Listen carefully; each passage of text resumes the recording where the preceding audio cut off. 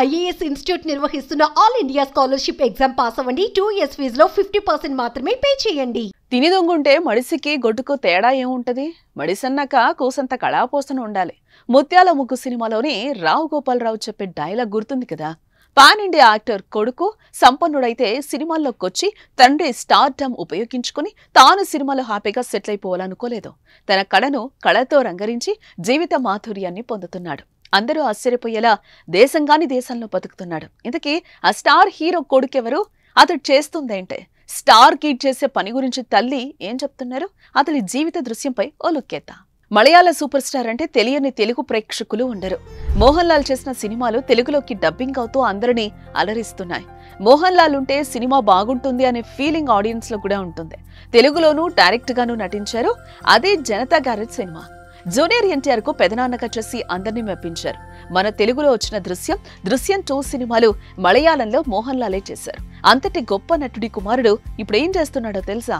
తిండి వసతి కోసం ఇతర దేశంలో పందులు గొర్రెలు గుర్రాలను సాకుతున్నాడు. అందుకు దారితీసిన పరిస్థితులను విశ్లేషిద్దాం. తండ్రి స్టార్ హీరో కావడంతో బాల నటుడిగా సినీ రంగంలోకి అడుగుపెట్టాడు ప్రణవ్ లాల్. ఆ తర్వాత స్క్రీన్ ప్లే రైటర్ గా మారాడు. అసిస్టెంట్ డైరెక్టర్ గా వర్క్ చేశాడు. కొన్నాళ్లకు హీరోగా మెరిశాడు. హృదయం సినిమాతో రికార్డ్స్ సృష్టించాడు. ఈ చిత్రానికి తెలుగులోనూ మంచి రెస్పాన్స్ వచ్చింది. ఆ తర్వాత వర్షంగల్కు శేషం సినిమాతో మరింత గుర్తింపు తెచ్చుకున్నాడు ప్రణవ్. ఓవైపు నటన, మరోవైపు దర్శకత్వం, రైటర్ గా అన్ని విభాగాల్లోనూ మంచి పట్టు సాధించాడు. అయితే ఇండస్ట్రీలో మంచి ఫేమ్ తెచ్చుకున్న ప్రణవ్ ఇప్పుడు సినీ రంగానికి దూరంగా ఉంటున్నాడు.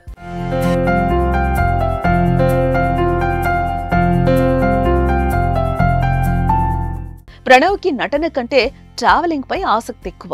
హీరోగా నటించడం ప్రారంభించిన 7 ఏళ్లలో కేవలం 5 సినిమాల్లోనే నటించాడు.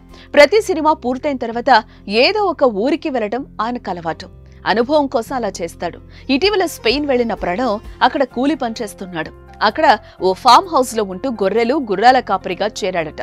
ఎందుకు జీతం ఇవ్వరో కానీ భోజనం షెల్టర్ ఇస్తారట. ఈ విషయాన్ని ప్రణవ్ తల్లి మోహన్ లాల్ భార్య ఓ ఇంటర్వ్యూలో చెప్పుకొచ్చారు. అంతేకాదు ప్రణవ్ లాల్ గురించి ఎన్నో ఆసక్తికరమైన విషయాలు వెల్లడించారు. మోహన్ లాల్ భార్య ప్రణవ్ తల్లి సుచిత్ర కొడుకు నటించే సినిమాల కథలు ఆమె వింటూ ఉంటారు. మోహన్ లాల్ సుచిత్ర దంపతులకు ఒక్కగానొక్క కొడుకు ప్రణవ్ మాత్రం సినిమాలతో పాటు ఇతర అంశాలకు సమ ప్రాధాన్యం ఇస్తూ ఉంటాడు. ఈ క్రమంలోనే ప్రస్తుతం ప్రణవ్ స్పెయిన్లోని ఒక వ్యవసాయ క్షేత్రంలో వర్క్ అవే కార్యక్రమంలో ఉన్నాడు. అక్కడ డబ్బు కోసం కాకుండా ఆహారం వసతి కోసం పనిచేస్తున్నాడని సుచిత్ర చెప్పుకొచ్చారు. ప్రణవ్ తన సొంత ఆలోచనలపైనే బతుకుతూ ఉంటాడు. ఎవ్వరి మాట వినడు. అంత మాత్రాన మొండివాడు కాదు అని చెప్తున్నారు తల్లి సుచిత్ర. ఏడాదికి 1-2 సినిమాలు చేయమని అడుగుతున్నప్పటికీ కానీ ప్రణవ్ ఎప్పుడూ వినడు. కొన్నిసార్లు కొడుకు చెప్పిందే నిజం అనిపిస్తుంది. జీవితంలో సమతుల్యత కావాలంటూ ఉంటాడు. అంటే లైఫ్ ఎప్పుడూ బ్యాలెన్సింగ్ గా ఉండాలంటుంటాడు.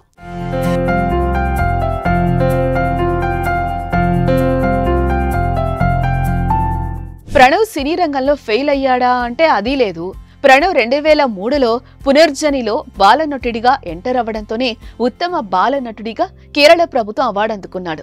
2015లో జీతూ జోసెఫ్ అనే దర్శకుడి దగ్గర అంటే దృశ్యం సినిమా డైరెక్టర్ దగ్గర అసిస్టెంట్ డైరెక్టర్ గా పనిచేశాడు. పాపనాశం, ది లైఫ్ ఆఫ్ జోసుట్టి అనే 2 సినిమాలకు పనిచేశాడు. 2018లో అతను జీతూ దర్శకత్వంలో ఆదిలోనే నటించారు.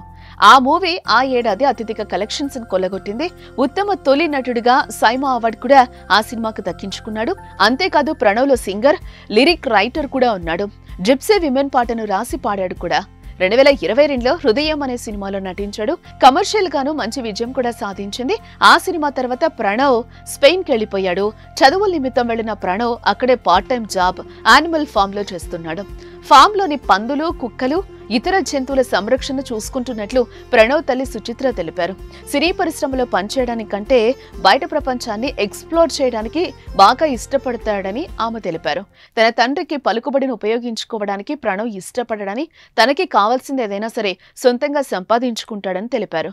ఈ రకంగా సినీ రంగంలోనూ తనదైన ముద్ర వేసుకున్న ప్రణవ్ సాధారణ జీవితానికి ప్రాధాన్యం ఇవ్వటం విశేషం. అందరూ ప్రణవ్ సింప్లిసిటీకి హ్యాట్స్ ఆఫ్ చెప్తున్నారు.